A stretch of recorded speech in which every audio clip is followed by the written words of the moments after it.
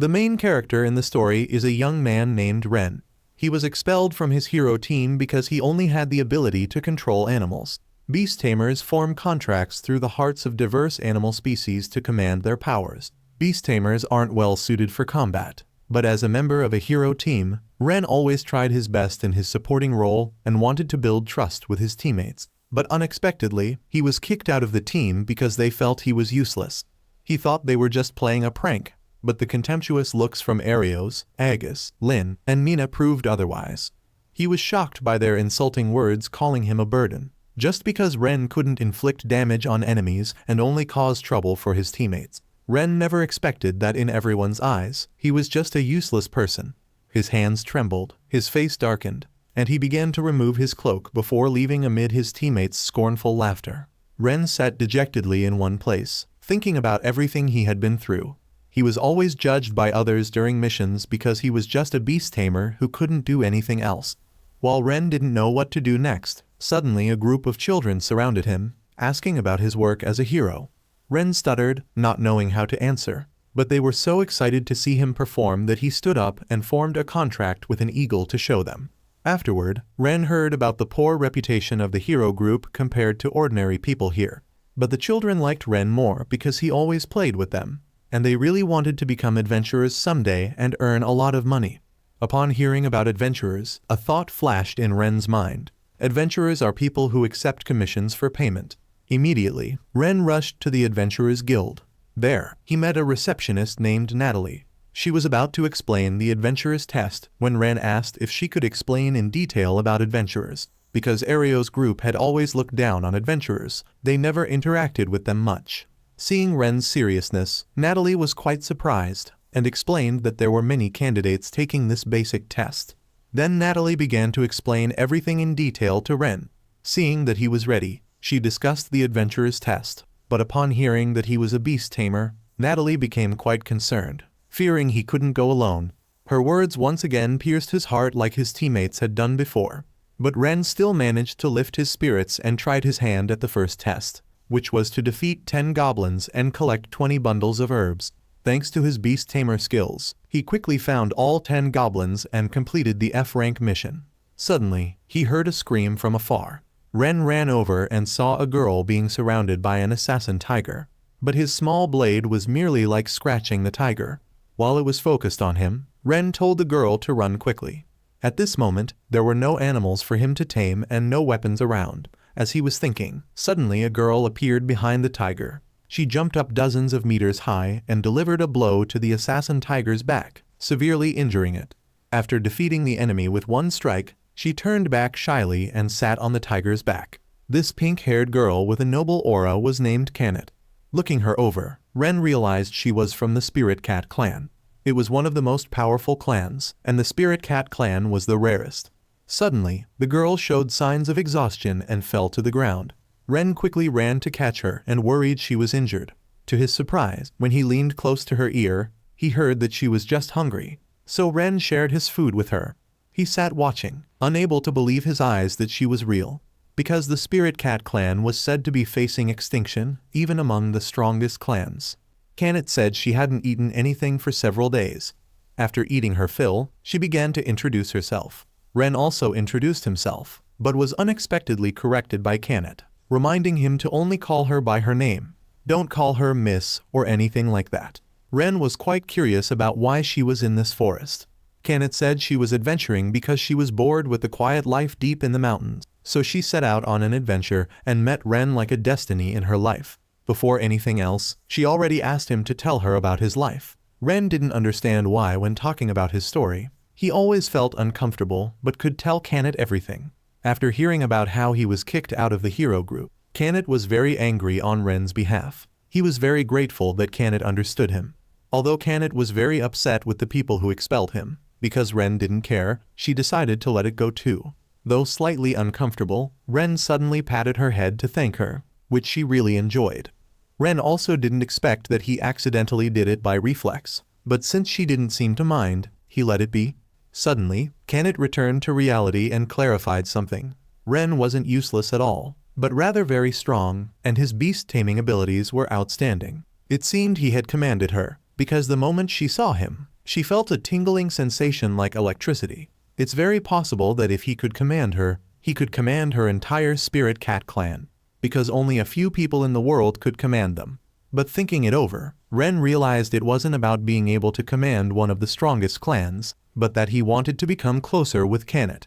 Afterward, Ren bit his finger to draw a little blood to prepare to create a contract with Tamed. During the contract creation, only when Tamed voluntarily says her name would the contract be established. Otherwise, it wouldn't be completed. Unexpectedly, Tamed willingly said her name as if agreeing to form a contract with Ren, making him very happy. The contract was completed when a red circular pattern appeared on her hand. The two shook hands as a welcoming gesture. Who would have thought that a beast tamer like Ren, who had just lost his teammates and goal, could command one of the strongest clans, and such a cute one at that? But before returning to Fire City, they needed to complete the adventurer's mission first. Suddenly, seeing him form a temporary contract with a rabbit made Tamed jealous. But she still became immersed with these fluffy cotton rabbits. Seeing Ren again form temporary contracts with a bunch of rabbits to help him harvest made Tamed even more envious, as if he was too timing. Only Ren was naive and didn't understand anything, making Tamed even more annoyed. In a very short time, Ren completed the assigned mission and passed the test. Because of this, Natalie issued him an F-rank adventurer card.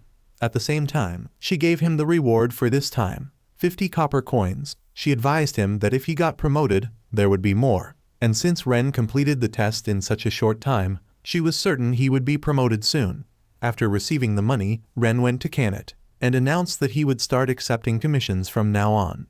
She happily accepted and supported him wholeheartedly. Suddenly, an impudent person came up to them. He saw that Tamed was from the rare Spirit Cat clan and was very interested. She responded to him with a cold tone, which unexpectedly made him more excited about her and wanted to invite her for a drink. Then he even belittled Ren in front of Tamed, causing her eyebrows to furrow when he dared to mention the handsome guy she had just met. She didn't hesitate to fluff up her cat fur, scolding him, and declaring to everyone there that Ren was the master commanding her. He seemed surprised and burst into laughter. Because a strongest clan like the Spirit Cat, how could anyone be able to command them? Seeing the girl exaggerate, calling Ren an amazing beast tamer, he became resentful and wanted to challenge Ren, using Tamed as a bet. Although Ren had many rumors about him, and if he wanted to avoid this battle, this thug would likely cause trouble with Tamed anyway. So Ren took a risk, all or nothing.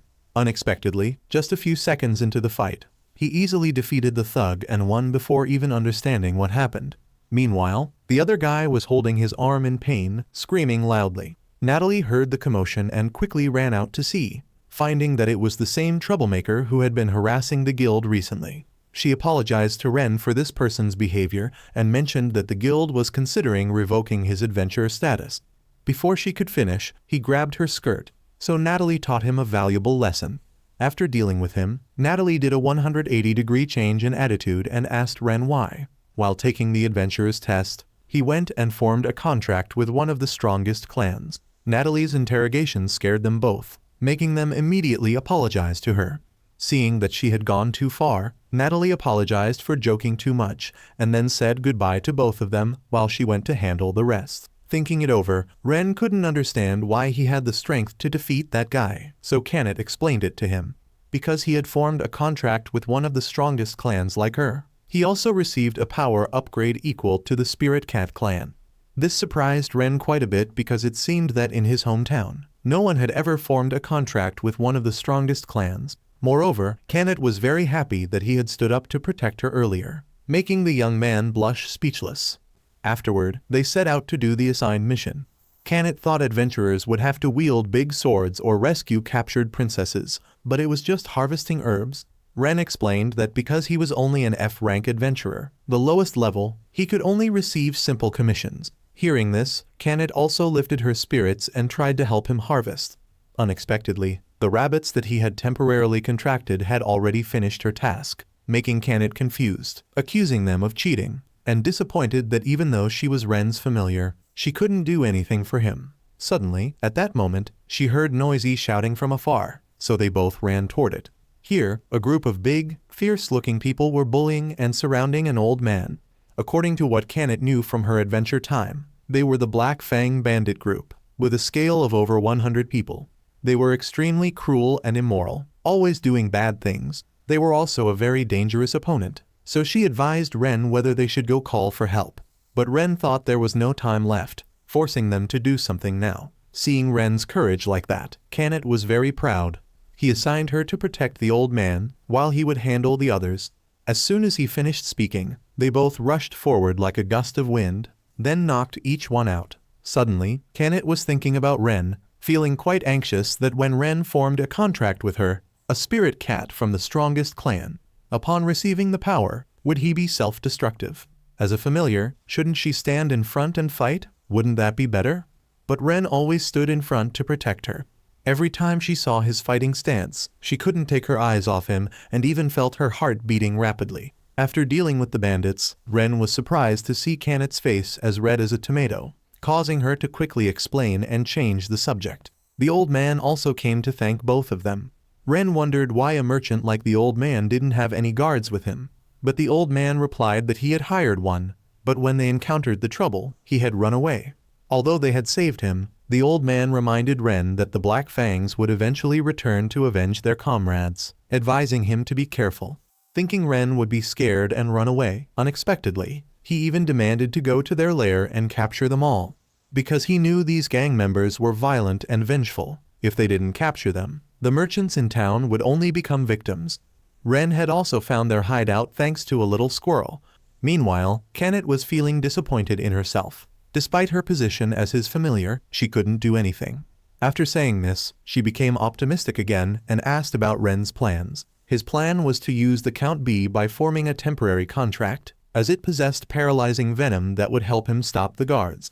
Tamed was surprised because bees were insects, so how could Ren command it? Regarding that, Ren explained to her that back in his hometown, he had also trained in insect taming, which is a branch of beast taming to tame insects. Hearing this, Tamed was full of admiration for Ren's talents. Whenever he was mentioned, it was always astonishing. Afterward, Ren asked Tamed to help him return to town to call for reinforcements, shocking her once more because until now, she hadn't received any task that could support him. But she still optimistically agreed to return and call for reinforcements from the Night Squadron. They are a group of people who protect cities or towns everywhere, operated by the state. Just as Tamed left, the Count Bees had fully assembled, and Ren began to use the temporary contract to control them. Meanwhile, Lin and Mina's group were running desperately to escape from the bandits, because they wanted to earn a little money to kill time before conquering the Lost Forest. They had accepted a commission that they couldn't fail. If they had known it would be this messy, they would have gone to greet Arios and Agus, which would have been better. In her anger, Lin blamed the beast tamer beside them who had also run away before them. He had also told them that he was just a beast tamer, so he wasn't suitable for combat. Speaking of this, Lin mentioned Ren, saying that although he was useless, he still knew how to fight on the front lines, and could even tame many animals at once. The beast tamer was very surprised to hear about taming many animals at once, because normally beast tamers like them couldn't tame 2, let alone 10. Because if they commanded many at once, their nerves would be fried from the burden. Yet Lin was half doubting because Ren could command dozens of animals with an indifferent face. In the end, Lin decided to push this failed mission onto him alone. To protect the reputation of the hero team, she threatened the beast tamer, making him run away in fear. Although she didn't quite believe it, Mina felt that the words of the guy earlier were quite similar to Ren's. However, Lin didn't want to believe that Ren was a person with superior abilities. Meanwhile, the bandits had been paralyzed by the Count Bees and couldn't move, and Tamed had also brought people to help just in time. But they were just adventurers like him, not the Night Squadron. They were very surprised that Ren dared to confront the entire Black Fang. Everything was going smoothly when suddenly there was a loud roar from behind the door. It was the Demon Lizard King, a creature on par with rank C that the bandits had tamed beforehand for this moment. The Lizard King began to go berserk, using its tail to throw everyone around. Ren flew up and delivered a punch to it. Then Tamed followed up with a blow to its jaw. Ren told everyone to evacuate outside while he and Tamed stayed to fight. Times like this made him remember when he was still with Arios' group. They must have thought he couldn't do anything. But now he was different, and he even had Tamed as his teammate.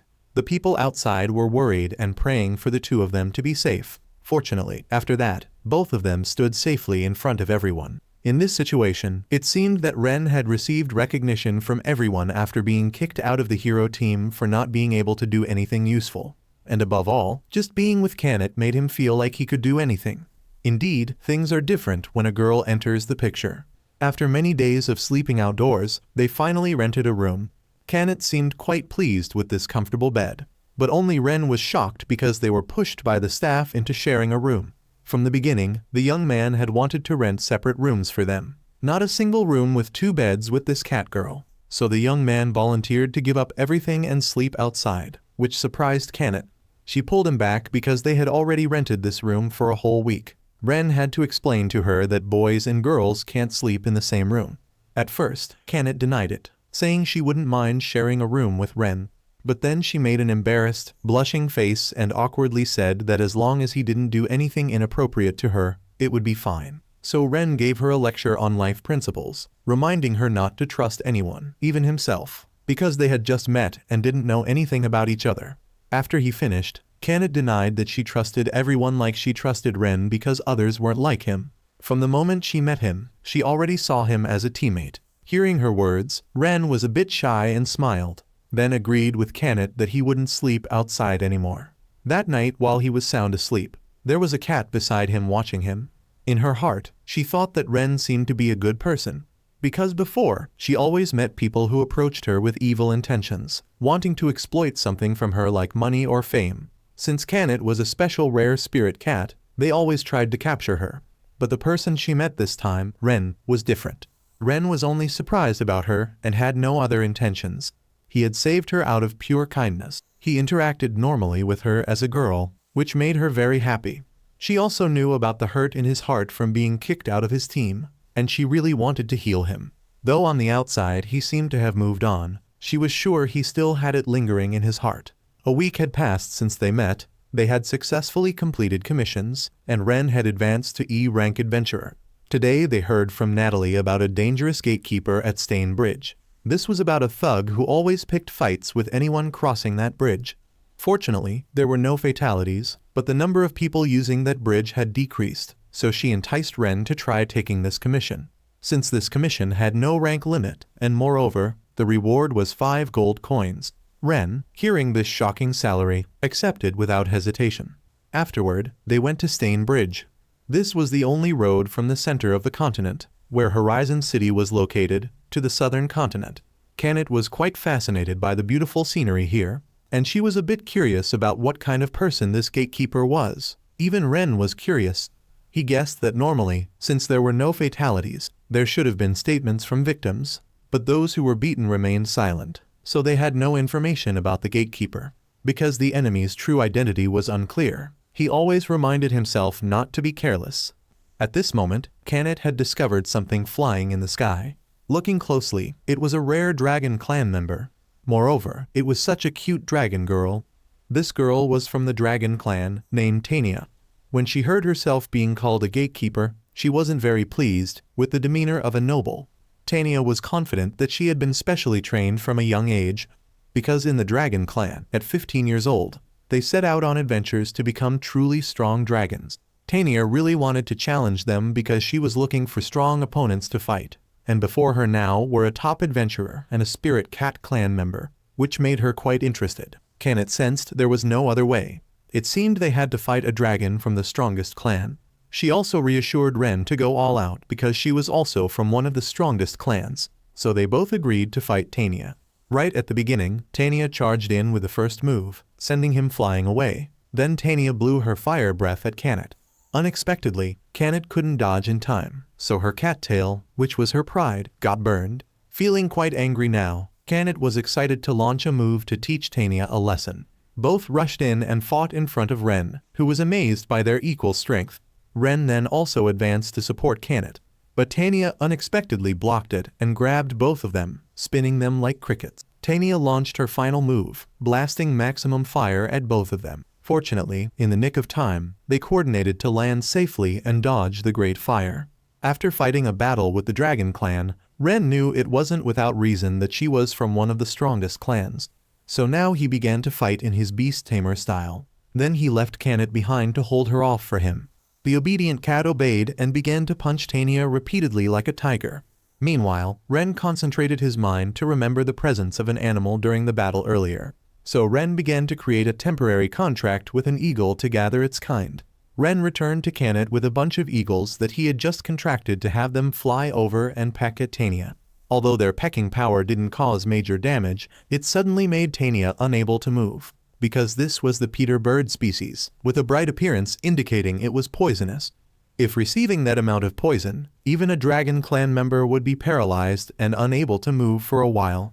Unexpectedly, Tanya conceded defeat so easily, surprising both of them. Tamed was so happy that she hugged Ren tightly.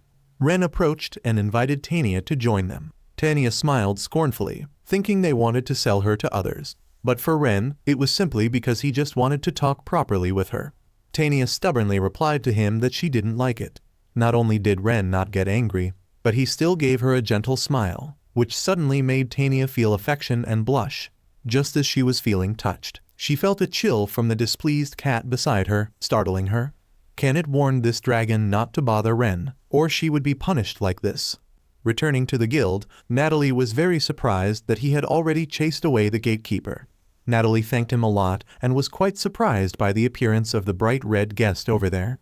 Looking at those horns and tail, Natalie guessed it might be a Dragon Clan member, when suddenly Ren interrupted and lied that it was a friend he had just met during the commission. Tanya flipped her hair, about to introduce herself in a noble manner, when she was muzzled and dragged away by the two of them. On the way, Ren was discussing something when suddenly Tanya disappeared. She disappeared because whenever she saw someone strong, she demanded a one-on-one fight. Time and again, she wanted to introduce her identity, making the two of them have to keep watch until they nearly fainted. When reminded by the two, Tanya made an embarrassed face, and then Ren told Tanya to leave this city first, because the identity of the gatekeeper should not be spread. As long as she promised not to do this again, he would let her go. Suddenly, Tamed remembered why Tanya's identity hadn't been spread by the previous people, and the answer was very simple. They were humiliated by being defeated by a girl like her. According to Dragon Clan rules, Tanya would now have to go train again. Yet she made the decision to follow them to train, which would be easier. After that, she hugged Ren's neck, confessing that she liked him, making Tamed beside her fluff up her fur in annoyance. Moreover, Tanya even asked him to form a contract with her. Even Ren didn't expect that he would not only contract with the Spirit Cat clan, but also with the Dragon Clan.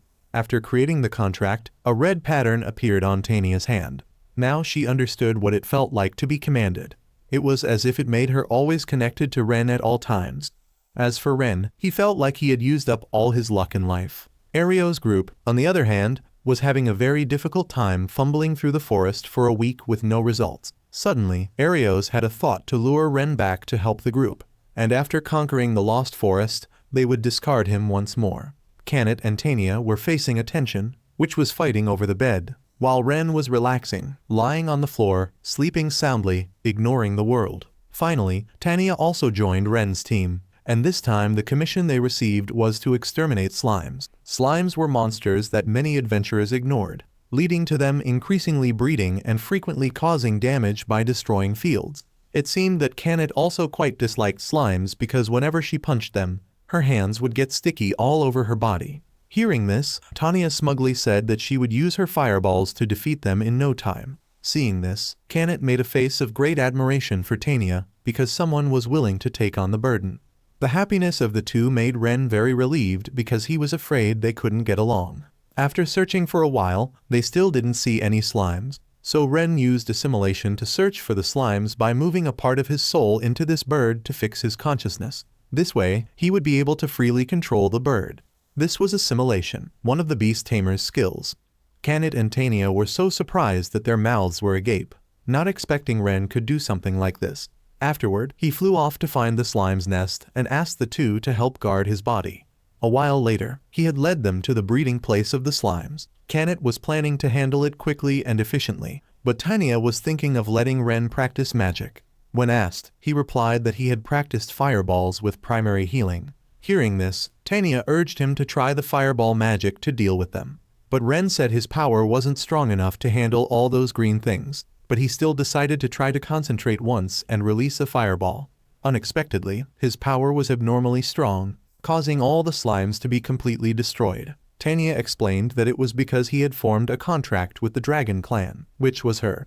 The magic power of the Dragon Clan was said to be the second highest among the strongest clans, so now inside him, he had the power of a Dragon Clan member. Hearing this, Ren wanted to faint because now inside him, there were two powers from two of the strongest clans, to the extent that he couldn't keep up. After that, Tanya and Kenneth together trained Ren's magic power. But who knew that this dragon teacher was so fierce, making Ren exhausted to the point of gasping. But thanks to that, he had learned most of how to control magic power. After receiving payment from the guild and walking out, Ren had taken the two beauties out to eat their fill. But the one who had to gape now was Ren, because the eating capacity of these two was so enormous that even a tycoon couldn't afford to feed them. After eating, Tanya had a question for Ren about where he learned to tame. Ren thought this wasn't a very interesting story, but he still told them about his beast tamer power, which he learned in his hometown. It was a village gathering beast tamers. Both his parents were also beast tamers. That's why when he was born, Ren naturally learned taming. And even the insect taming power he showed Kenneth was taught by people in the village. Although it was a small, nameless village, it was once a good place because his hometown no longer existed. Hearing this, both Tanya felt a bit guilty for mentioning Ren's painful past, but they really wanted to hear him tell all about it so they could understand him better. At first, Ren was a bit hesitant, but he thought that anyway, they were his teammates, so he agreed to tell about his past. It was when Ren was 12 years old. That day was when both his father and mother were busy and couldn't watch him practice taming. So he practiced alone at the training ground on the edge of the village. Ren practiced until sunset. When it started to get dark, he realized that although it was dark, the sky was still bright red. Feeling something strange, so he ran with all his might back to the village. By the time he arrived, it was too late. The village had been engulfed in flames due to a monster attack, and the only survivor in the village was Ren. Afterward, adventurers realized the disaster and came to rescue him. Since then, Ren lived and worked at an inn owned by an acquaintance of the adventurer who saved him, just living but having to try his best. Life continued like that. Until one day, half a year ago, Ren met Ario's group. By chance, Ario's group was looking for teammates, so they invited him.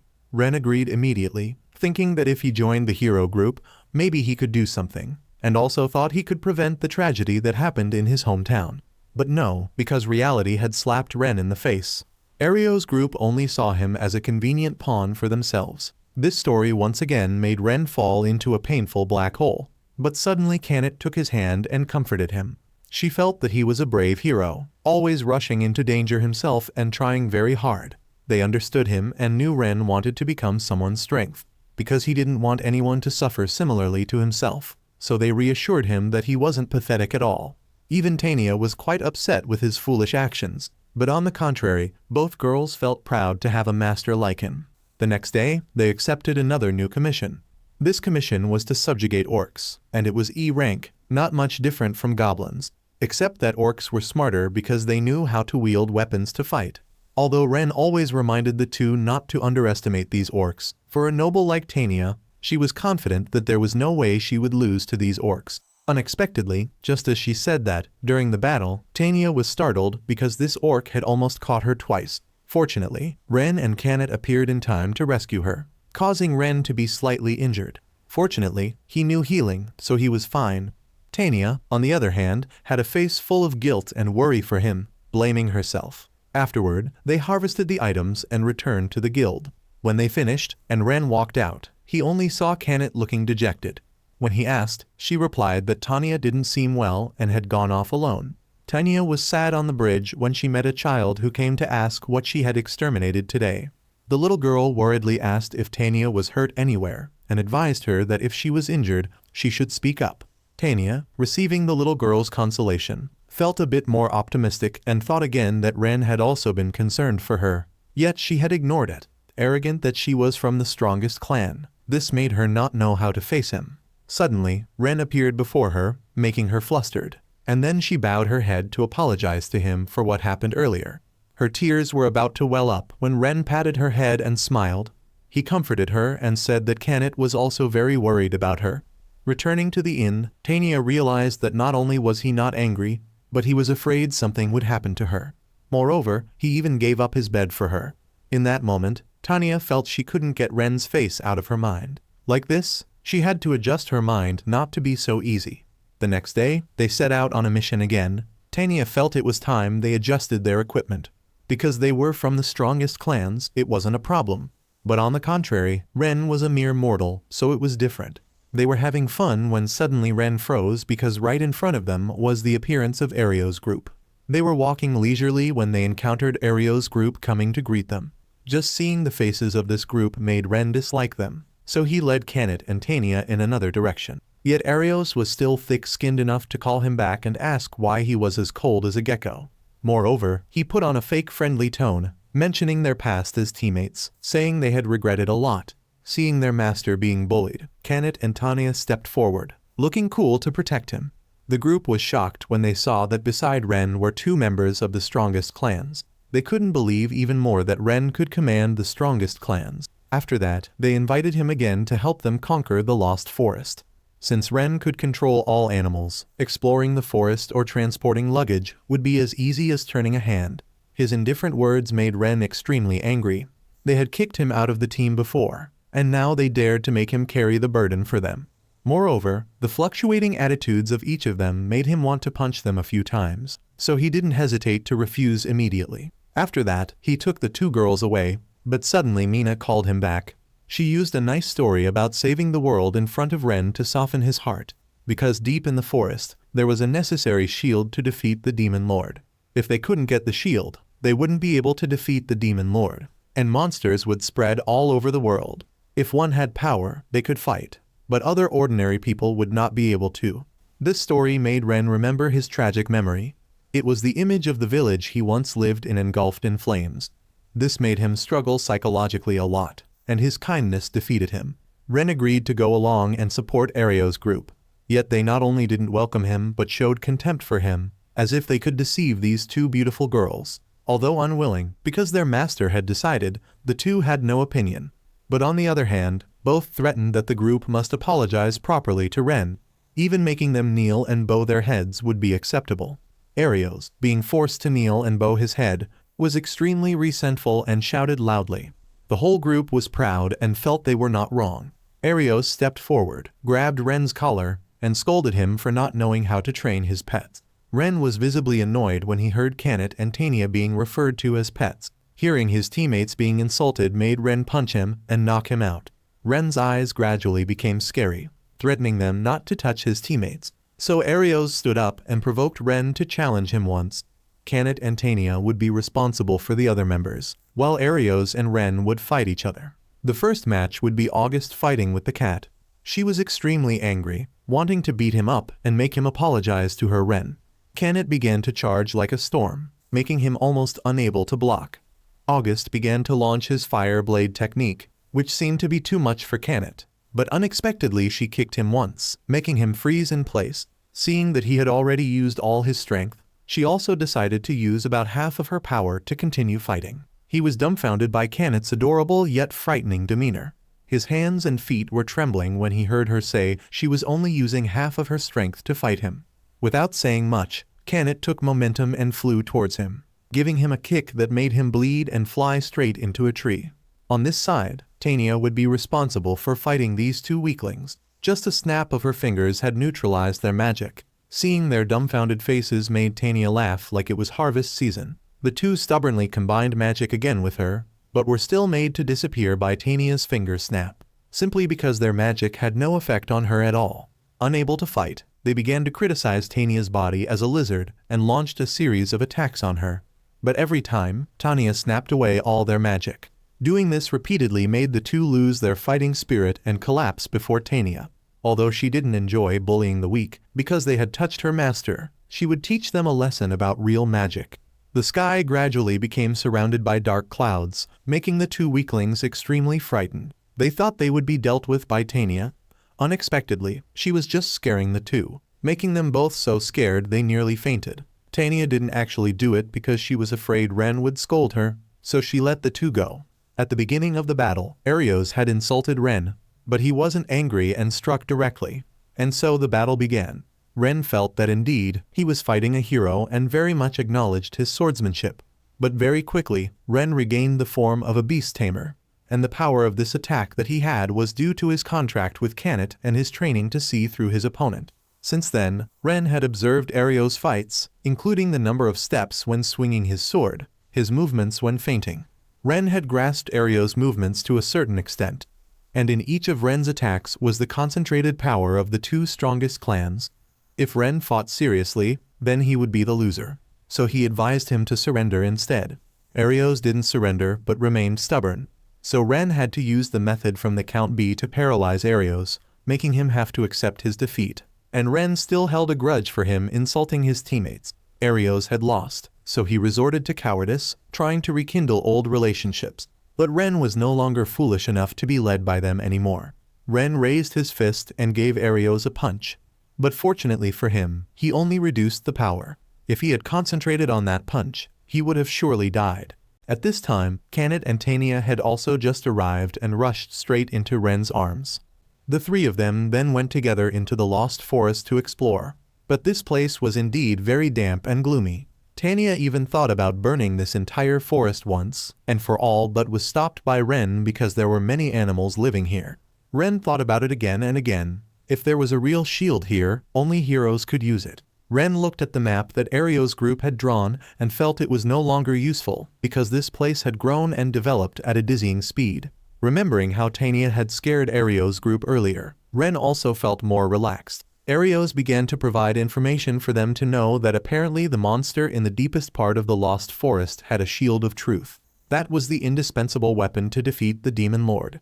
Although he was providing information, this thick-faced guy still seemed to be putting on airs and hadn't repented, so he was scolded by Tamed, and just a pat on the head from Ren made both of them lose all their energy. Both Tamed and Tania felt they didn't deserve Ren's help. Tania even thought about defeating the Demon Lord herself if needed. Feeling that the two were worried about him, Ren patted their heads to reassure them. They said everything would be fine. Next, Ren called a bird and planned to assimilate it like before to explore this forest. Tamed and Tania would stay behind to be vigilant and guard his body. Flying in the sky, Ren discovered a hidden path. Although narrow, it seemed to lead to the deepest part of the forest. And then Ren returned to guide the two of them. But no matter how far they went, they kept stopping at the place where they had placed a marker for the way back earlier, making all three fall into disappointment. Tamed thought they were just on the wrong path. But according to Ren, he had flown following that flock of birds. If it were just him, getting lost would be normal, but there was no way all of them would get lost like this. Even Tania thought like Ren and thought there was some trick being played on this forest. Next, Tania created a magic circle and took them to where they needed to go.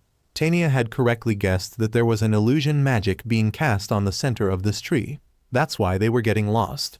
After listening to Tania's explanation for a while, Tamed was completely stunned. Tania assigned Tamed the task of cutting down this tree because it had been enchanted with magic. Removing it would allow them to move forward. But Ren wondered if there was a way to break the barrier without having to cut down the tree. But Tania sensed that this barrier was very strong. It wasn't that it couldn't be done, but she thought it would take quite a lot of time. Tamed was preparing to unleash her punch when suddenly she was frightened by a voice in the air telling them to leave, and from inside the tree appeared a white-haired girl named Sora. Ren quickly recognized that she was from the Spirit Clan. Similar to Tamed and Tania, she was also from one of the strongest clans, a magic expert with higher magic power than the Dragon Clan. But more than 200 years ago, the Spirit Clan had hidden themselves from humans. From the beginning, for the Spirit Clan, humans cutting down forests were exactly like their natural enemies.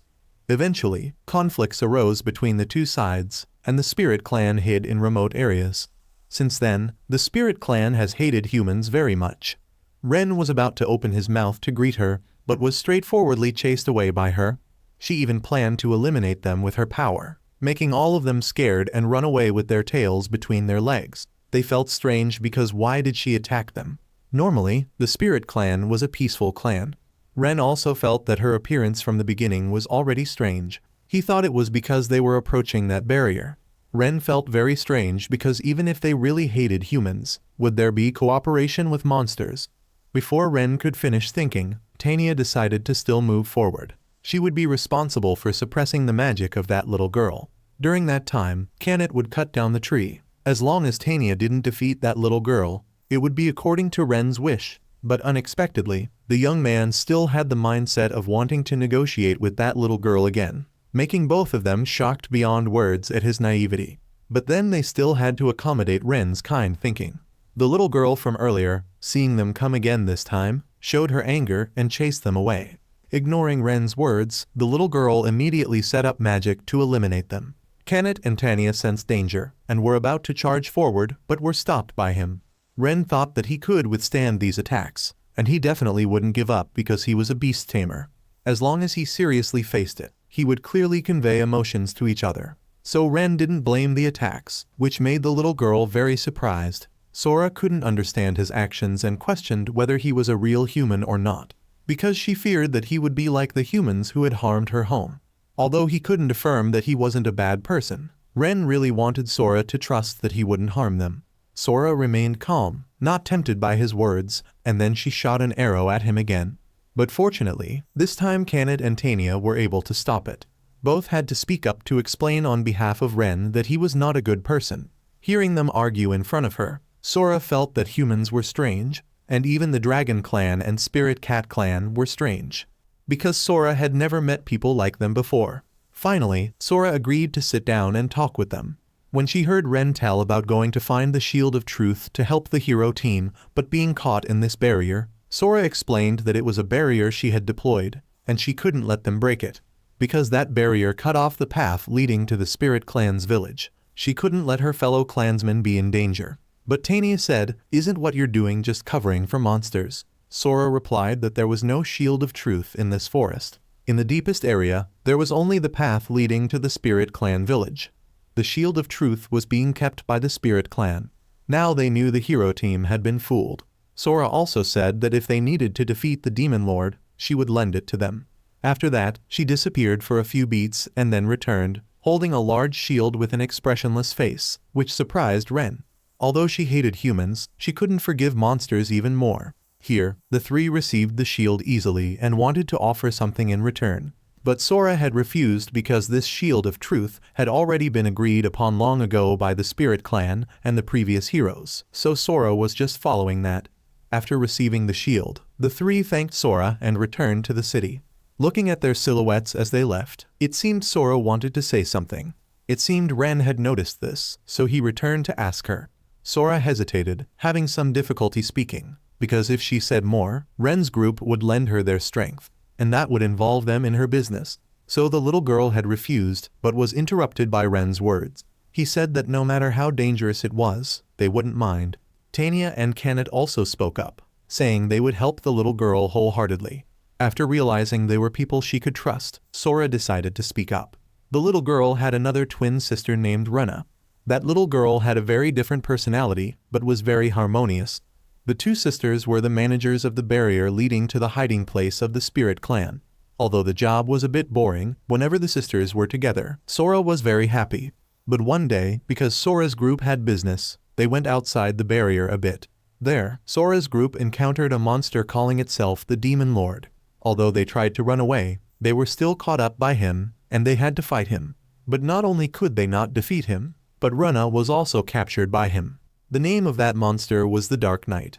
The Dark Knight was a C-rank monster. Normally, it wouldn't be an opponent that the strongest clan would lose to.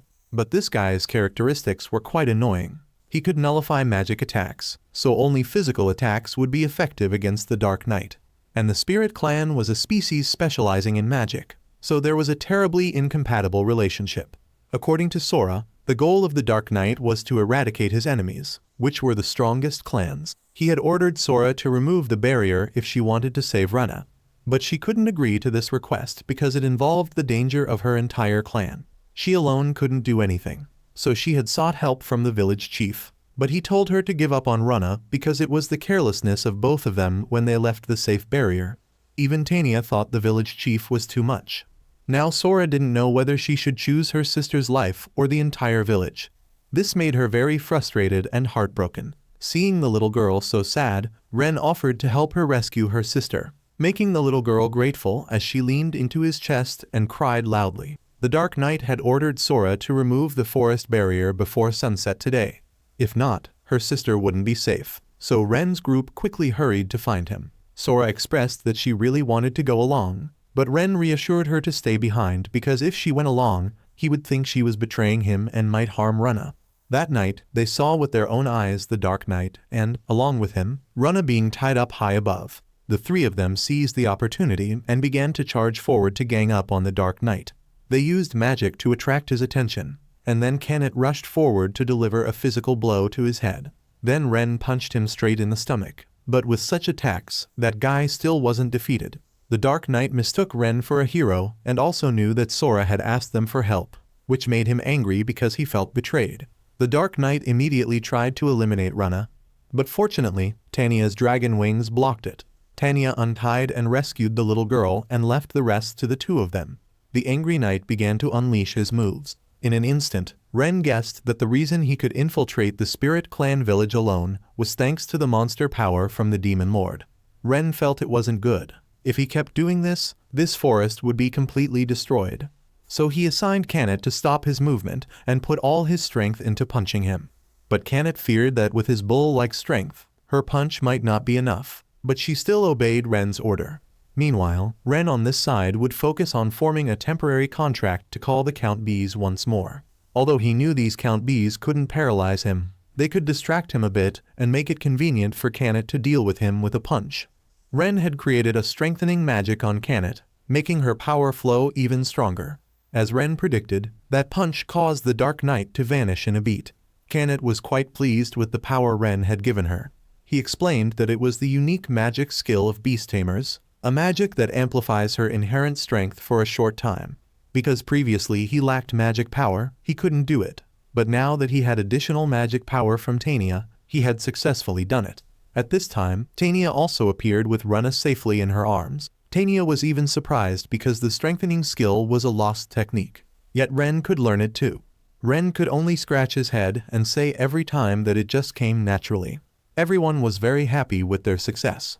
The noise had awakened little Runna. They had reunited the two sisters, Sora and Runna. Sora was very grateful for that. If it weren't for Ren's group, Runna wouldn't know what other terrifying punishments she would have to endure. But these images were just Ren's imagination. So the two sisters returned to normal, like everyone else, disagreeing and arguing. Ren felt that although the sisters looked identical, their personalities were like heaven and earth. But it seemed the two sisters didn't want to stay here on guard anymore, because Sora didn't want to live with people who wanted to abandon her sister. They also wanted to see the outside world, not just stay cooped up in the forest. After hearing this, Tamed went over to invite them to join Ren's group for fun. Tanya didn't object to this idea.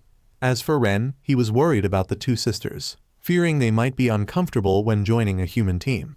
But Sora shyly said, "Didn't he say that humans also have good and bad people?" Although she didn't know what those other people were like, but for Ren, she also wanted to go on an adventure. Hearing the two sisters speak like that, Ren was also happy to welcome them. And then the sisters also demanded to form a contract like Tamed and Tanya. Speaking of commanding the Spirit Clan, Ren felt it was a bit difficult because each species has a different structure. He could use the basic taming method, but with the Spirit Clan, it was beyond his scope. He felt it was like a challenge for him. Ren began to perform the contract magic to be able to bind both Sora and Runna at once. Finally, creating a contract for the two sisters was also successful, but it seemed to consume too much energy for one of the strongest clans, making Ren a bit tired and falling down. Fortunately, the two sisters Sora caught him. Seeing this scene, the two sisters Tamed and Tanya were jealous. After completing the commission, Ren went to the hero group himself. He raised the Shield of Truth, which made everyone amazed. Arios was still resentful because he could conquer it in just 2 days, while they had to spend a whole week and still couldn't do it, and he even thought it was fake. Ren couldn't say anything, so he let them check it themselves to see clearly. Mina began conducting magic verification on the shield and had proven that it was 100% genuine, although Arios couldn't believe it, and then he inadvertently glanced over at 2 new faces and was curious. Ren stood in front of him and told him not to mind them. Fortunately, Ren had told the two to hide their wings, because if people knew the Spirit Clan had come down to the human village, there would likely be a big shock. Right after that, Ren demanded their payment. After confirming the completion of the commission, Ren vowed to himself that he would never get involved with this group again. Suddenly, August called Ren back and asked if he wanted to return to the team. This statement made Arios furious and scolded him. August wanted everyone to think together. Through recent events, surely everyone would understand that Ren's support was necessary. They thought for a while, and no one objected. And then August went to call Ren and agreed with him that he promised to improve the remuneration and treatment for him, and even welcome Ren as a teammate to adventure together. But this guy told Ren not to dwell on the past, which made him pause for a moment. He felt these guys hadn't changed at all compared to before. Ren felt he was really stupid. At this time, Kanet's group had stepped out and reassured Ren's spirit. She extended her hand, saying they were waiting for him. Seeing Ren seemingly refusing, August tried to persuade him that if he could defeat the Demon Lord, he would not only gain status and fame, but also a huge amount of money.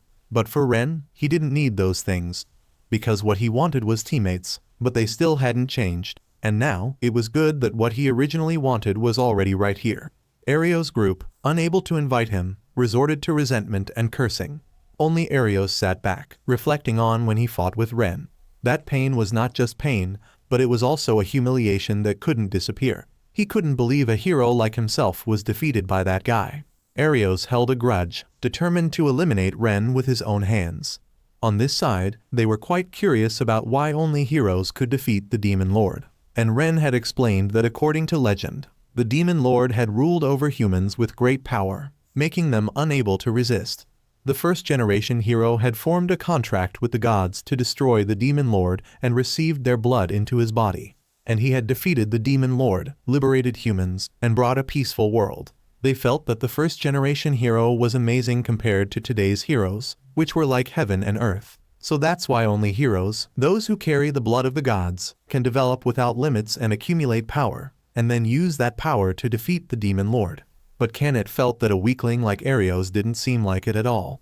And as Sora thought, if according to that logic, she saw that Ren was also like a hero, because he could form contracts with all three strongest clans and absorb the new abilities of all three clans. They saw that he had already exceeded the scope of human development. It was like breaking the limit to become a hero, wasn't it? Kanet also felt that if Ren formed contracts with many of the strongest clans and increased his power rapidly, perhaps Ren would have enough power to destroy the Demon Lord. Hearing them elevate him like that made him quite confused. It was true that when he was still in the hero team, he had taken that goal as his effort, but since being kicked out, that goal had disappeared for him. Now he had met Arios' group and lived happily, but honestly, if he could do it, he would also like to try fighting. But in the situation of defeating the Demon Lord, it would be different from doing normal commissions because it involved many human lives, which made him not quite ready. He still didn't have the strength to decide like that, because it was also due to everyone's support that he had today. But anyway, it was already too late, so Ren also tried to think once and then answer them later.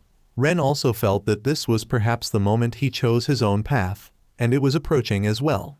Early in the morning, Ren was awakened by a cloth thrown in his face. Today, Ren's entire group sat together for breakfast. They chatted about Ren's strength getting stronger after forming contracts with the two sisters, Sora.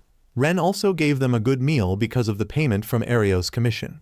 Ren also decided to buy new equipment in town. On the way, the two sisters Sora held tightly onto Ren's arms because they were afraid their spirit clan identity would be discovered.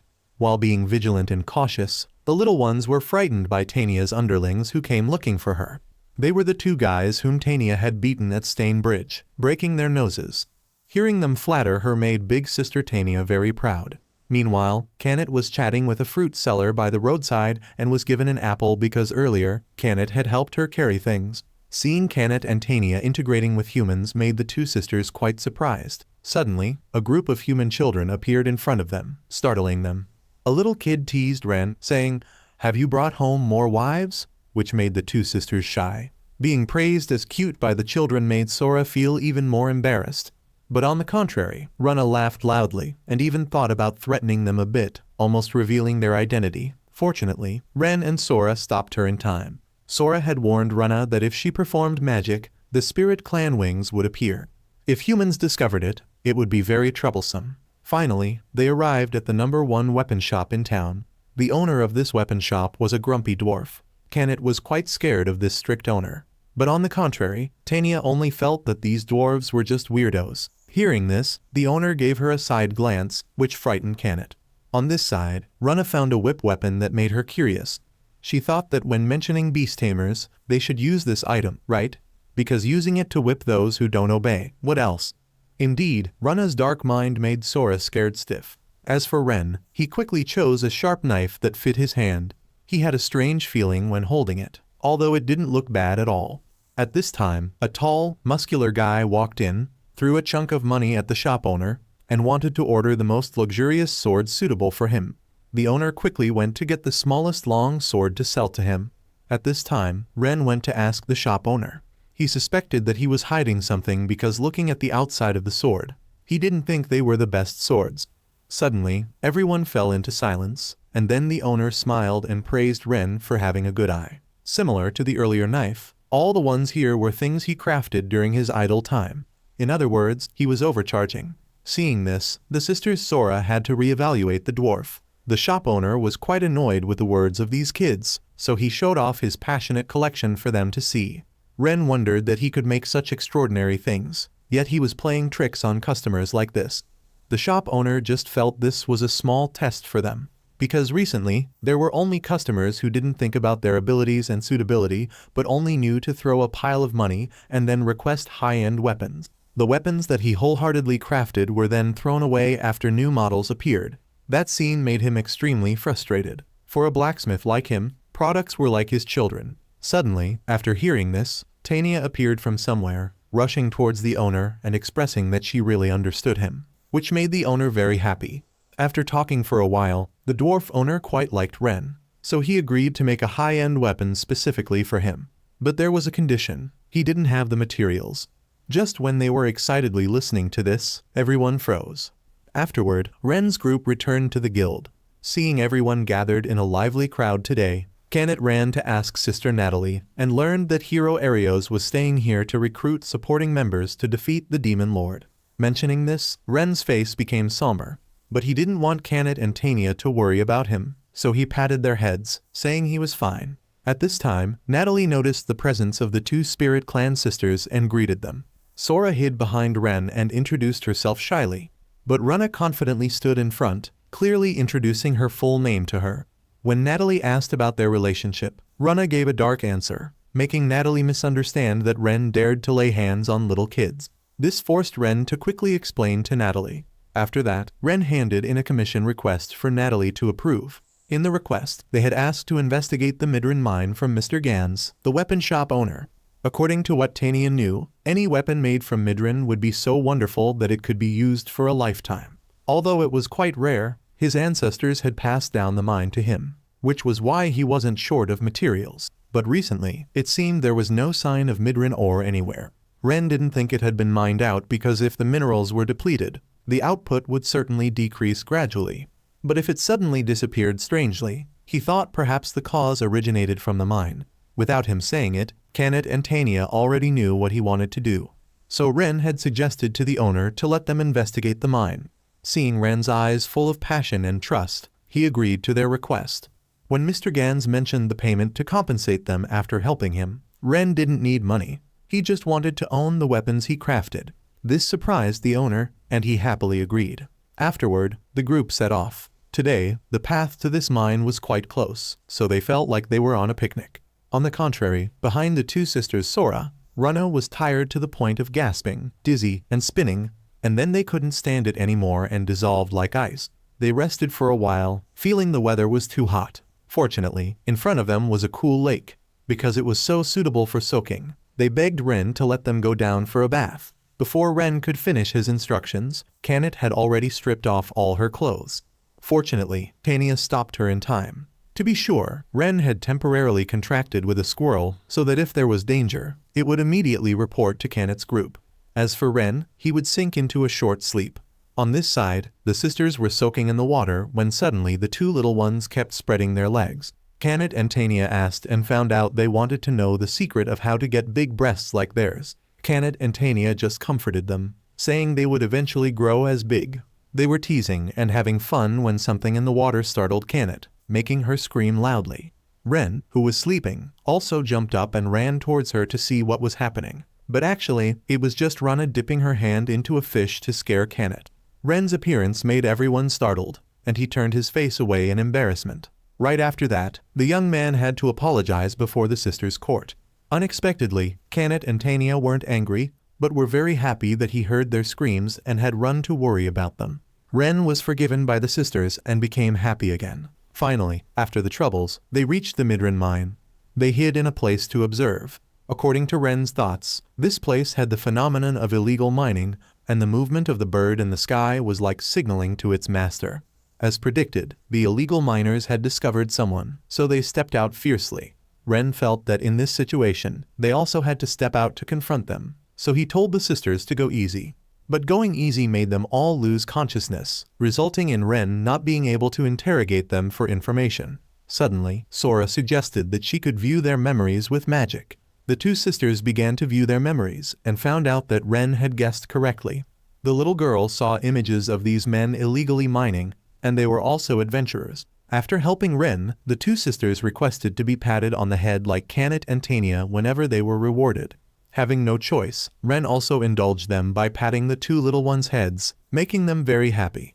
This time, they would infiltrate the mine, and Ren warned them to prepare mentally when their identities were discovered because they were being observed by the enemy from the sky. He was sure that on the enemy's side, there was also a beast tamer. As soon as they entered the mine, they received a magic fireball hurtling toward them.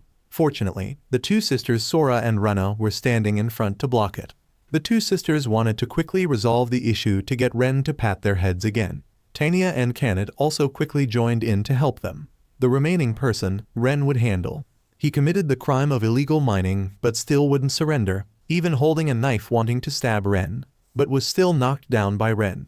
He still wouldn't admit defeat and summoned a rank B monster, Behemoth, to fight. Tanya's group had realized that this guy was a monster tamer.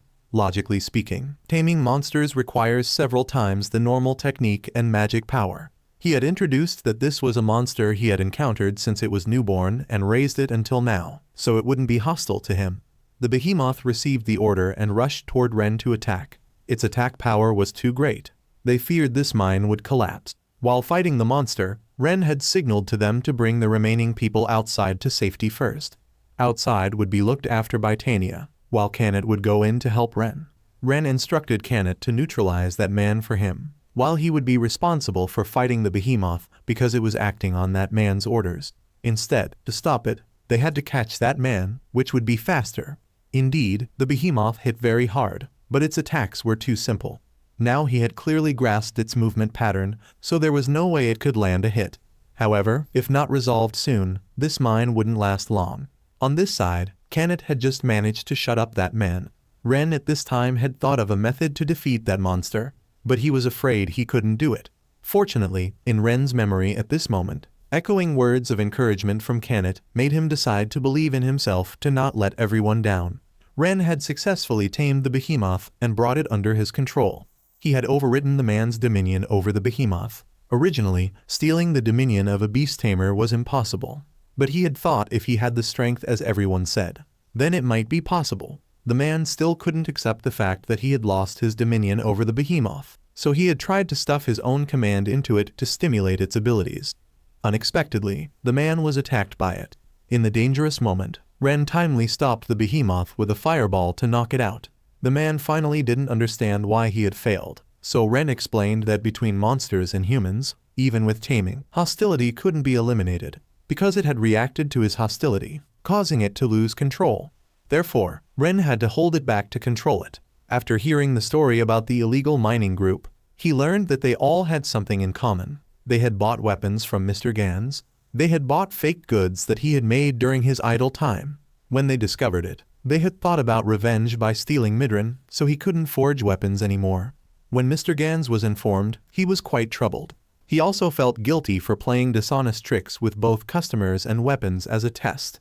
Ren didn't argue and still agreed with the owner's disappointment, and he placed his hand on Mr. Gans's, advising him to just correct it. Because he knew everyone would make mistakes, and we just need to know and correct them. He advised him to put all his effort into crafting each weapon as before, and it would be fine. Mr. Gans, at his age, was being taught by a child, but he wasn't annoyed and would try to change in a more positive way. For a start, Mr. Gans would begin crafting a weapon for Ren. Hearing this, he whispered to the owner that he wanted it crafted according to his own idea. They were talking secretly, which made Canet's group quite curious.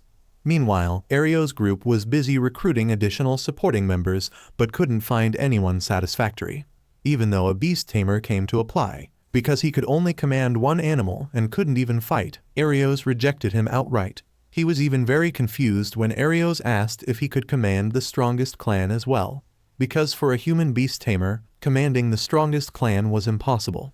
When Arios had eliminated the last person, he showed an attitude of boredom and fatigue. Mina felt that not only the man from earlier, but also others who had participated in the recruitment all had abilities that could qualify for the role of support. But Arios still wasn't satisfied with anyone, and they were also being compared to Ren. She felt that if this situation continued, they wouldn't be able to continue their journey, and the task of defeating the Demon Lord would remain distant. So she had gone to tell Arios that his selection criteria were a bit harsh on them, but was rebuffed by him. It was precisely because Ren was no longer there that this anger was automatically directed at her. Although dissatisfied, Mina still gritted her teeth and endured, only because this was the mission of a servant of the gods. After saying that, Arios had let Mina return to rest. Before leaving, she had advised him not to worry too much because his mission was to save this world. But for Arios, he didn't feel that way. Because before saving the world, his first priority was to eliminate Ren by all means. The next day, Ren came to the guild, asking about what happened to those who had illegally mined Mr. Gans's mine. Natalie had revealed that they had been stripped of their adventure status after that incident and had to become forced laborers. Because illegal mining and raising monsters were two very serious crimes, she thought that was an appropriate punishment. Ren walked out with a dejected face, informing the two sisters Sora and Runa about what had just happened. Ren then took the two sisters to tour the food market and bought them 2 delicious hot dogs. Because they were so good, they ate them in a few beats and then regretted it. At this time, Runa wanted to ask Ren about the abilities that after he had formed a contract with the two sisters, because he had already had physical abilities from Canet and enhancement magic from Tania. So they wanted to know what had changed after he formed a contract with the two sisters. Although the two little girls were very eager for Ren's answer, even Ren didn't know if he had anything special. His cold answer made the two sisters fall into panic and confusion. They were sure he also had the ultimate magic of their clan, because ultimate magic is a secret technique far beyond high class and super class that only their spirit clan could use. Although Sora's group hadn't been able to do it, they were hoping Ren would receive it. But unexpectedly, the more they talked, the less Ren understood, making the two sisters disappointed because after forming the contract, there was nothing like the two senior sisters. They even named themselves failed familiars, making Ren confused and not knowing what to do, so he patted their heads to comfort them, telling them not to be sad and blame themselves like that. They wondered why Ren trusted them so much. Because they were people who had been abandoned by the village and had encountered bad things. They felt Ren was very different because beside him, though he already had strong people, he still needed them. So Ren sat down to explain in detail to them. He even told about his sad past as a person lacking confidence, always trying to appear useful, but still ended up being kicked out. So he had learned from experience. He wanted to build trust with the teammates he wanted to accompany. And that included Sora and Runa as Ren's teammates, even without the contract ability. After hearing this story, the two little ones were also more spirited and optimistic, which made Ren very relieved. They were walking when they encountered a blonde troublemaker. His words frightened the sisters. They thought it was something serious, but it turned out to be just a playboy allowing the two of them to be his women. Hearing that, the two looked down on him with contempt. The blonde playboy had just gone out and spotted 2 beauties on the street. Sora's face turned pale green with fear as a man she had just met for the first time allowed her to be his woman. Meanwhile, Runa beside her was scolding him, calling him a fool. The more they spoke like that, the more interesting he found them. This man's name was Aga Frogware, the son of the lord who ruled this Horizon city. He kept inviting them, but the sisters Sora wouldn't agree, so he had to resort to strong measures. He thought having more underlings would win, but unexpectedly, all were beaten by Ren in a few beats. Yet Iga still wouldn't give up, wanting to have the two sisters at all costs. Therefore, he used the townspeople as punishment to force him to hand over the sisters. He considered the people just as his tools, so he didn't care. In Ren's subconscious, the positions of the opponents were scattered. If he saved someone, the others would be hurt, making him not know how to handle it. Although the two sisters wanted to help, he feared that if they used magic, people would discover they were from the spirit clan. After doing so, they might not be able to live freely in the city anymore. The two sisters had been so happy, and Ren couldn't bear to let them be like that. While finding a method, Ren had a flash of an idea. He had to take a risk. He had used continuous chanting for the fireball magic. That was still a special skill of the spirit clan, so Sora and Runa had immediately recognized it. Only this would make the opposing side afraid and retreat. Sora's group also came to thank Ren for protecting their group, and there were also people in the town who greatly admired a beast tamer like him. An old lady had suddenly advised them to quickly flee from here, which surprised them quite a bit. Somewhere, Ren didn't realize that Arios was standing on one side, observing him closely. Returning home, the two sisters were excitedly telling Kanat and Tania about Ren's new skill from their spirit clan. Ren also felt that way, because with this continuous chanting, both the power and accuracy, Ren had mastered it better than during his special training, thanks to forming a contract with them. Now the Runa sisters could also hold their heads a bit higher because they were also excellent familiars like Kanat's group. It was fortunate that they were safe, so Tania and Kanat were temporarily at ease. Ren heard people in the city tell stories, and he realized he was a more terrible person than they thought. He kidnapped and imprisoned females he liked in the mansion, and was said to abuse them too. The Lord also spoiled Aga too much because he was his only son, so all of Aga's wrongdoings were quickly destroyed without evidence. Tania, with her hot temper, even wanted to go burn down the Lord's mansion right away because she thought they would eventually target Sora's group, Ren, or even the people in the city. Ren quietly thought that after he had learned all the dark parts of this city, he wanted to save everyone even more. But he was only hindered by the fact that he was just a beast tamer, not a brave hero. At this time, looking at his contemplation, Kanat and Tania had already guessed his thoughts. They knew that although he wanted to save everyone, he was wary of the opponent who had power. Therefore, he was hesitating between them and the people in the city. They said that not only Ren, but they also really wanted to protect this city. Recognizing everyone's support made Ren feel empowered, determined to rescue this city together. Meanwhile, Iga was ordering soldiers to cover up the damage that had occurred in the afternoon and also told them to find out about Ren and bring him to him, because he hated Ren for giving him such a humiliating defeat that he couldn't overlook. In his anger, he had called a little girl with a beast person appearance to torture continuously. On this side, Ren and Kanat together went to the night squadron to submit a damage report. When he heard them request an investigation into the violent behavior of Iga, the Lord's son, she changed her expression to one of extreme fear. She stuttered, not knowing how to answer. Then a group of soldiers stood up to talk to Ren. They had said it was just a small dispute, so they wouldn't intervene to investigate. Moreover, they even sneered at Ren, warning him to be careful of being charged with damaging Lord Iga's reputation. Their attitude seemed unhelpful, so Ren returned, because he knew they were covering up Iga's case, so even if they investigated, they wouldn't find evidence. Suddenly, Kanat had sensed someone watching them. It was a female knight named Stella. She was misunderstood as following them, so she bowed her head in apology, which surprised Ren quite a bit because he didn't expect a knight with high self-esteem to bow to them. Stella was a female knight currently serving as the deputy of the Horizon Knight Squadron branch. They were surprised because before talking, Stella thanked them. Previously, Stella had heard about an adventurer along with a young lady from the Spirit Cat clan who had destroyed the Black Fang criminal gang. And even she, as a knight, had never been able to do anything. So she really wanted to prosecute the wrongdoings of the Lord's group and expressed her desire to cooperate with Ren's group. Because of collusion with the Lord's group, the knights had forgotten their duties, only knew how to indulge in debauchery, and even covered up the crimes of the Lord or his son, even showing contempt for the people they were supposed to protect. The leading captain, Juliet, was also like that, so Stellar really wanted the Knight Squadron to return to its original nature. She had observed the appearance of the two when they were denouncing Iga's crimes. It gave her a glimmer of hope or some kind of turning point. Stella begged Ren if he could lend her that strength to fulfill her wish. Ren was a bit suspicious that this was a trap, but Kanat had assured him that Stella was not a bad person, because she didn't have any uncomfortable feeling. Hearing Kanat's judgment, Ren had agreed to cooperate with Stella. She asked Ren why he had the intention to denounce the Lord's son. When she heard him say it was just because he saw it, so he would do it, it made Stella laugh heartily. Not because she looked down on him, but because he answered too seriously, and his personality made her quite likable. After saying that, it seemed Stella was moved, so she shed tears. To comfort her, Ren had shaken hands with Stella as a word of encouragement. The first step, Ren would help her clean up the night squadron by setting a trap for them. That was to spread a rumor that there was evidence showing the collusion between Captain Juliet and the Lord being hidden in a warehouse outside the city.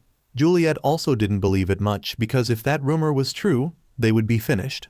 So he wanted to handle it carefully and quickly to deceive the immature knights who still embraced the bland dream of knighthood. Juliet had ordered the soldiers to begin the operation. Unexpectedly, when they entered, they were blocked by Sora and Runna's group.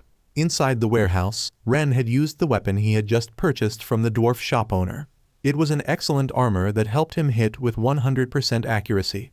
The last shot he reserved for Juliet, but he had discovered it and dodged. Recognizing her colleague, Juliet was very surprised. Stella also didn't hide and told him that her teammates and subordinates were suppressing the entire Night Squadron branch, and there was also evidence of his corruption. When Juliet heard Stella mention Ren's name, he was like being awakened and swung his sword to deal with him to hand over to Lord Aga.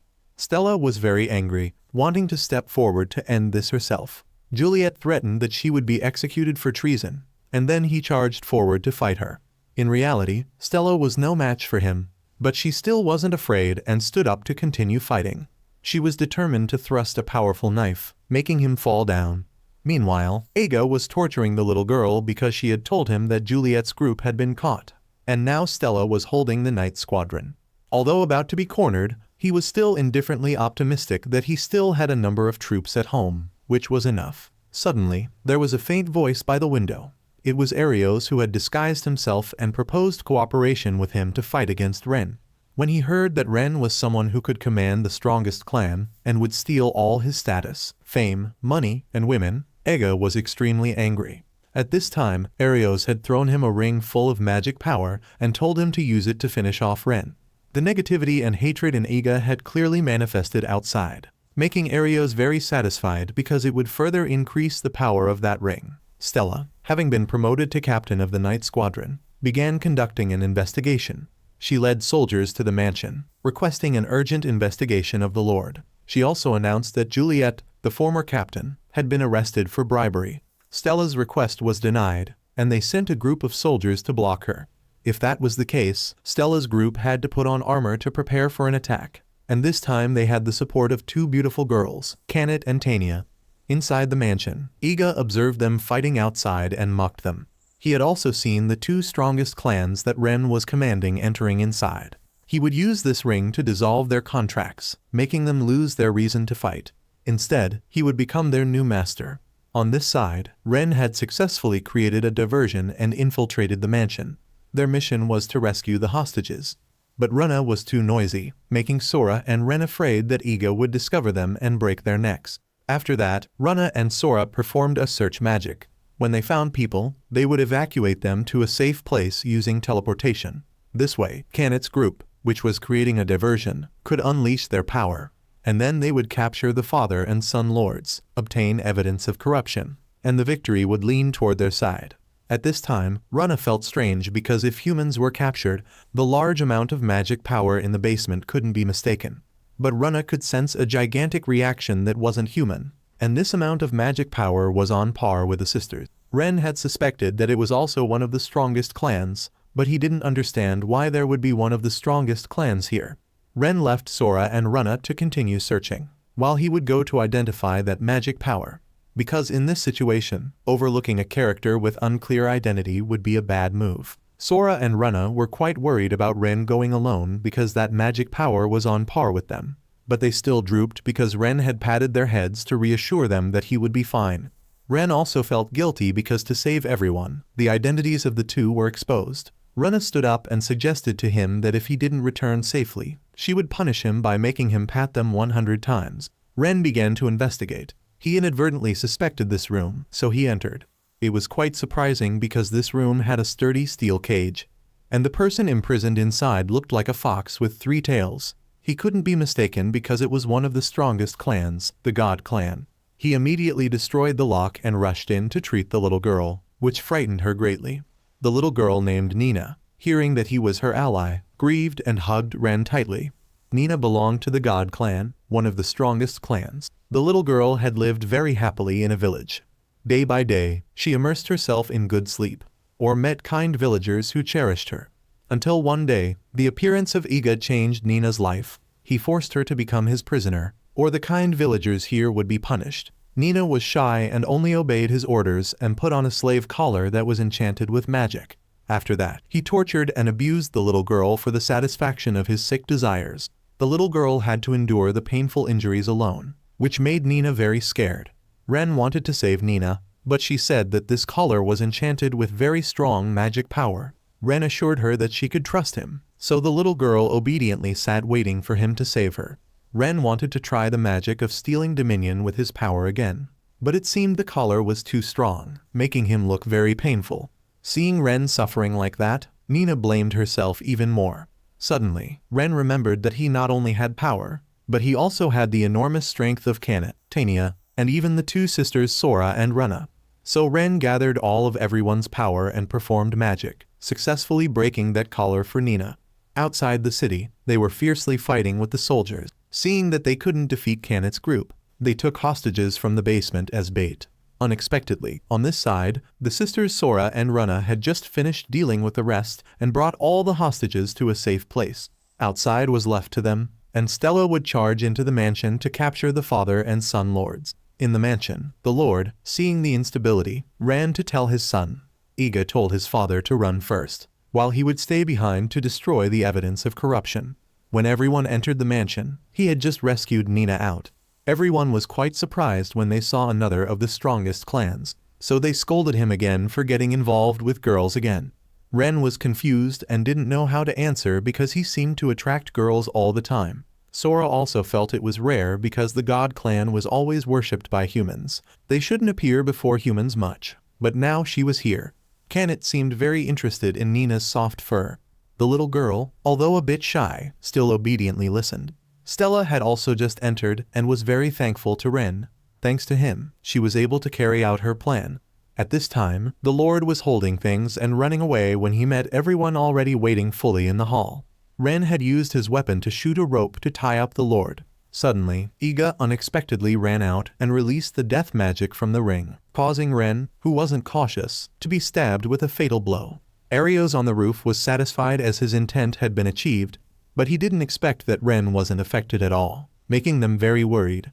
Just now was a super-class magic, the Grim Reaper's scythe, causing sudden death, but Ren wasn't affected at all. Kanet's group increasingly admired Ren more because he could withstand all magic. But Rana seemed to be thinking about something and called him to spray poisonous smoke all over his body.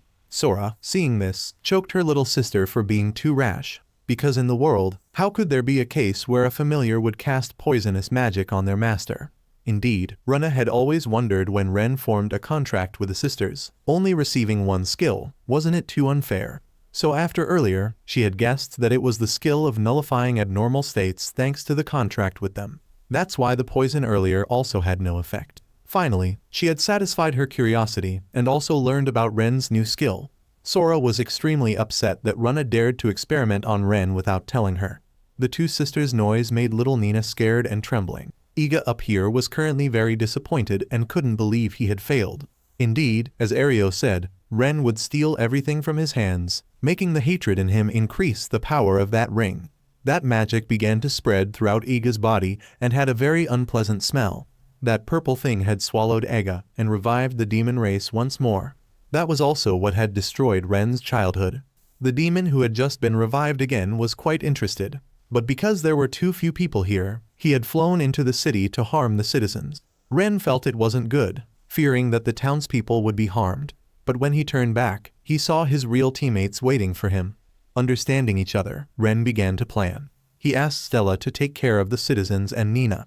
But at this time, Nina grabbed Ren's sleeve and indicated that she also wanted to help. Ren knew Nina hated fighting, so he comforted her, saying she just needed to wait obediently for them. Ren's group ran to the town to stop the demon's behavior, hearing Ren say he would defeat him. The demon laughed loudly and was very interested in Ren. When he exposed a weakness, Kanet and Tania directly attacked him. Ren used the binding rope to distract him for the little squirrel to set up magic to deal with him beautifully. But in reality, their attacks seemed useless, because seeing 5 against 1, with Ren having 4 of the strongest clans, the demon asked permission to call more brothers to welcome them. He had summoned many monsters that he considered his cute servants. But to Canet's group, they were just small fry. But they didn't expect the demon to be able to summon these monsters infinitely like that. Canet fiercely rushed forward to continue fighting, but was hit by the demon's attack and thrown to the ground. Tania, angry, released the dragon's breath to fight him. Meanwhile, Sora and Runna would treat Canet. But Tania's dragon breath seemed unable to withstand the demon's power, so she fainted there. He began to unleash moves that destroyed all the houses in the city. Ren's group successively performed magic to attack him again. Ren began to enhance multiple targets on Canet and Tania. Both began to frantically rush in to attack him, but their punches didn't affect him at all. Moreover, the demon summoned more monsters to surround Ren's group. The demon left his underlings behind and flew up into the sky, intending to destroy the horizon. Tania urgently exhaled the dragon's fire so she could stop it for a while. At this time, Ren had a flashing thought he wanted to try. But if so, then the citizens in the city would be in danger. So Sora's group volunteered to support him by bringing the citizens to a safe area using teleportation magic. During that time, Ren's group would destroy the demon. They told him not to worry about their identities being exposed, because their identities were already known to all those who were rescued in the mansion. After planning, each group would go into their work. Meanwhile, Ario's hero group was still discussing whether to join the battle or not, because they heard there was a demon, and demons were the vanguard of the Demon Lord. Arios had denied this support because he said their enemy was the Demon Lord, so just ignore them. Mina and August wanted to complain about this, but were hesitant with Arios. At the same time, Stella's army also went into battle to protect the citizens. Stella didn't allow them to give up because their mission was to protect both the citizens and the city. Sora and Runna suddenly ran breathlessly to them and had a request about the evacuation of the citizens. Stella, after hearing it, agreed to help immediately. Stella and her soldiers, after hearing the plan, left, leaving Nina to Sora's group to protect. Canet and Tania were still diligently working to save the citizens from those monsters. Their mission was to clear the way for the citizens to reach Sora's group's teleportation magic. Humans, seeing the appearance of the Spirit Clan, which originally hated humans, couldn't trust them. They feared that if they jumped into that magic, it would be very dangerous. And at this time, Sora and Runna looked sad. The hot dog shop owner they had eaten from before recognized them and came over to ask. The uncle smiled happily and volunteered to step into the magic circle first. After that, the little girl they had met in the town also recognized them and talked to them. And there were also citizens they had rescued who successively stepped in. The two sisters began to perform magic to successfully bring them to a safe place. Before they could evacuate all the citizens, a soldier had announced that the monsters were approaching them. Runna handed the task of performing magic back to her sister, and she would take on the responsibility of rushing forward to help. When fighting with the endless stream of monsters, Canet and Tania were almost exhausted. Fortunately, there was the special appearance of the adventurer group that had been disciplined by Tania once coming to help. Not only them but also the Horizon Adventurer team, who saw this as a special commission requesting support for Ren's team. Currently, they were playing the role of knights driving away the monsters attacking the city. Because Ario's hero team didn't participate, Natalie thought this would be a difficult battle. Even Mr. Gans, the top weapon shop owner in the city, offered to support combat weapons for everyone. These were all soul weapons he had put his effort into creating. They all determined to unite to protect this Horizon city safely and clear the way for Ren's group to advance. Nina, looking at the older brothers and sisters putting all their effort into protecting each other, felt a strength rise in her heart. Although the little girl was afraid of getting hurt or hurting others, when she saw everyone doing their best to resist, the little girl had a new thought. Although getting closer, Ren felt the distance was still far to get right in front of the demon. Canet suggested letting Tania transform into a dragon and fly up. But Tania couldn't do it, because with that formation, she would have difficulty performing. Even if approaching, she would just become a target and couldn't touch him. Even Sora's group's teleportation magic wasn't enough to do it. But she knew there was someone who had the most accurate teleportation ability. That was the strongest clan, the God Clan. At the same time, Nina had run to find Ren and hugged him. Seeing the little girl, Canet and Tania remembered. They had heard that the God Clan had a special ability that other strongest clans didn't have, which was the manipulation of space for instant teleportation. Ren also asked if the little girl could help. Although Nina was quite shy, she still agreed to lend him her power. Tamed and Tania would be responsible for taking down the monsters down here, while Ren and Nina would together approach the demon more closely.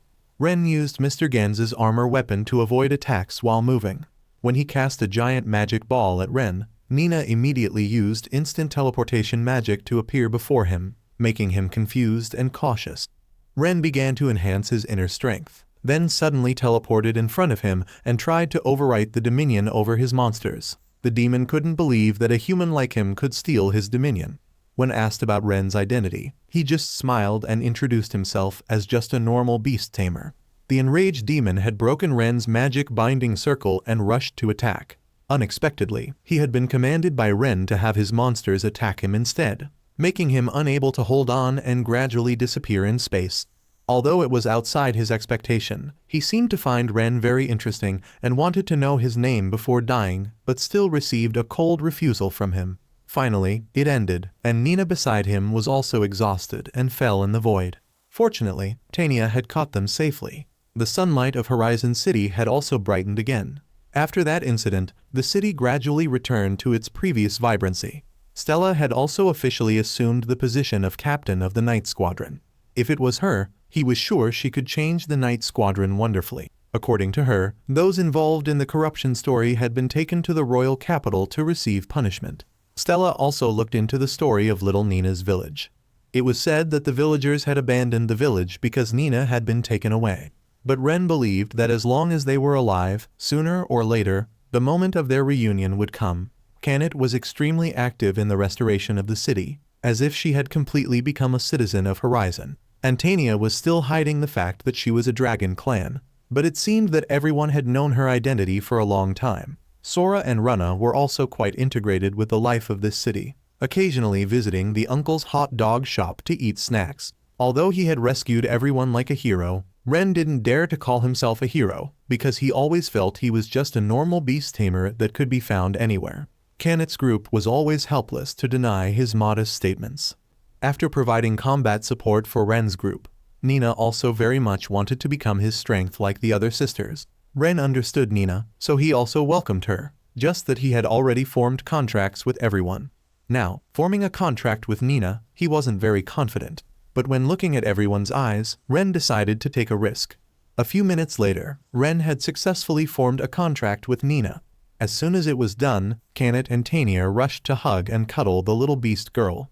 Even Sora and Rana were very happy because they had always wanted a cute little sister like that. After reuniting, Ren's group went to the guild and saw Stella. They wondered why the Night Squadron captain was at the Adventurers Guild today. Stella said that from now on, Adventurers and the Night Squadron had decided to cooperate with each other.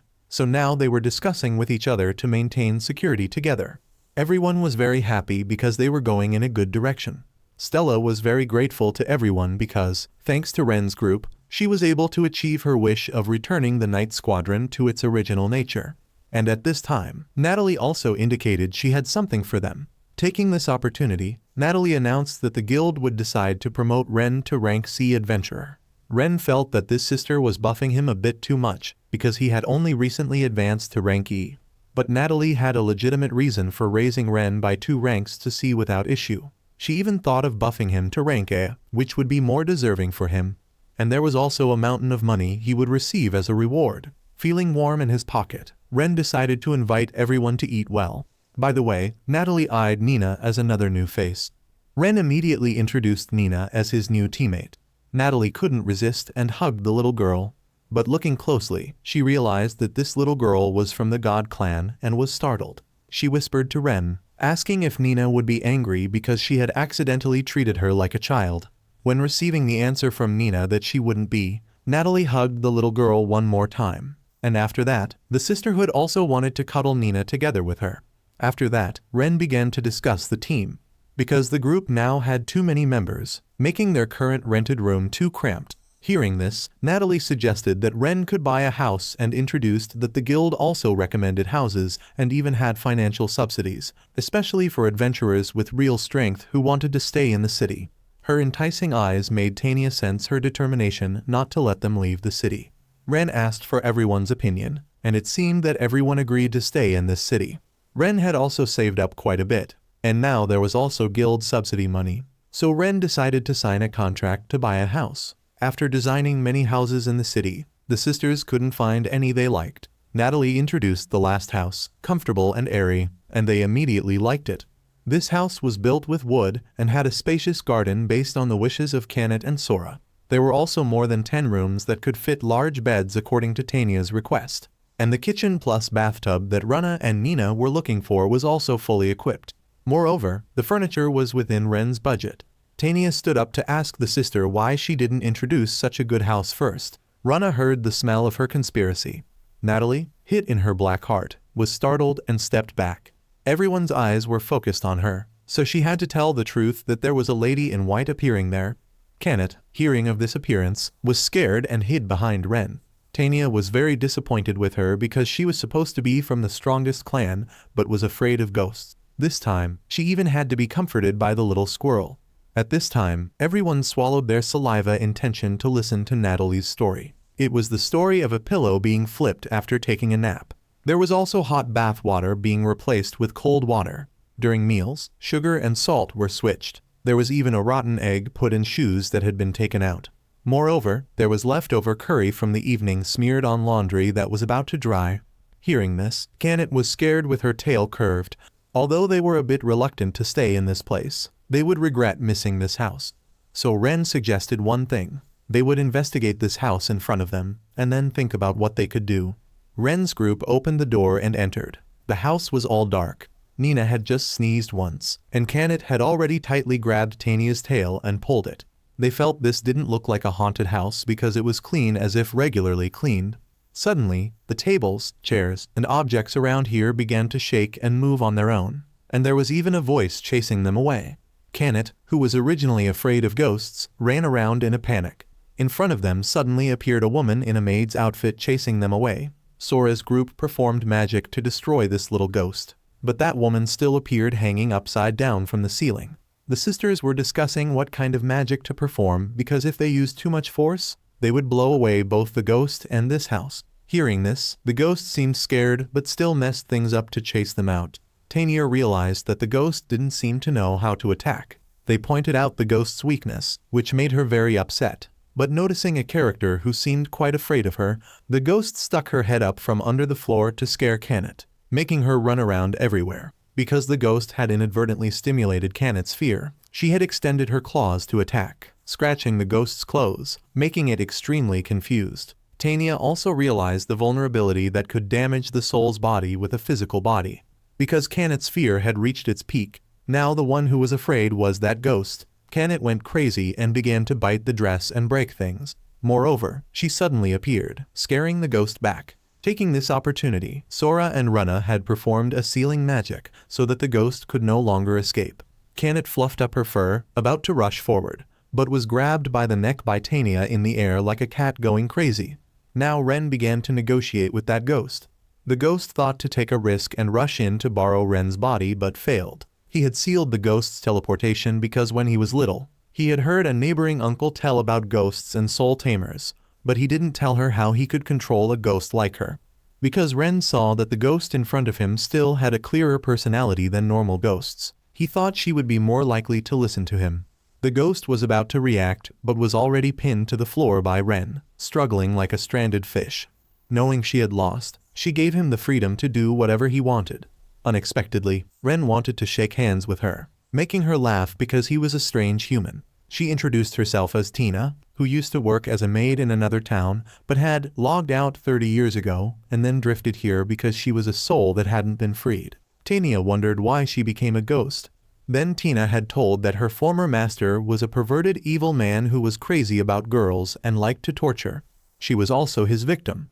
By the time she realized it, she opened her eyes and was already a ghost. Because she had lost to Ren's group, she accepted to leave. Ren asked Janet what she thought, and she said although she was scared, if she stayed with everyone, she would probably get along fine. So Ren asked for permission from Sister Tina to let them live here. Tina was quite shocked because she had intended to leave, but for Ren, it was because of her presence that they could buy this house at a cheap price, so he suggested she stay together. Janet just asked that Tina not fly through walls and scare them. Sora and Rana's group seeing that she used to be a maid, thought she would be very good at cooking, so they also wanted her to teach them how to cook. Everyone welcomed Tina warmly, so she also agreed to stay. After that, Ren successfully signed the house purchase contract. Sister Natalie felt very surprised by him because Ren could even make friends with a ghost, showing his level. At the market, the uncle selling fruit was selling when he encountered Ario's hero group. He suggested the uncle choose food for them for a week, but didn't bring money and pulled out his hero status to eat for free. The owner immediately refused because he didn't have enough goods to spare for them. When they kept mentioning their identity as a hero team, the owner was visibly annoyed and scolded them for not helping Horizon at all and still putting on airs. Along with that, the remaining merchants also refused to provide food for them. The surrounding citizens also began to mock and criticize them, making Arios furious and leave. Hearing them mention Ren made the hatred in Arios grow bigger and bigger. On this side, Ren had just returned from the market with Canet. Suddenly, Canet ran in front of him and opened her mouth to welcome him back, surprising him. That evening, they had a housewarming party together. These were all foods that Tina had taught Runa to make. Runa was very confident that from now on, she would be in charge of cooking, not her sister. There was so much food that little Nina didn't know where to start eating, and Canet and Tania were losing control, rushing in to find their favorite dish, meat, to gobble up. At this time, little Nina received a lot of love and warmth. The little girl then expressed her gratitude to Ren for making her no longer alone. Nina's words once again made Ren remember the past. The day he lost everything, there was a big void in his heart. But now it wasn't like that, because they were teammates of each other. Tina, seeing this, greatly admired them. Although the adventure with Ario's group couldn't fill the void in his heart, only when he became an adventurer to live a free life and met everyone did he feel warmer than ever. In a moment of emotion, he inadvertently shed tears, but he brushed it off, saying it was just because he was hungry. After that, everyone together began the housewarming meal for the new house. The story of the beast tamer who was kicked out of the hero team and met the group of cat-eared girls from the strongest clan ends here.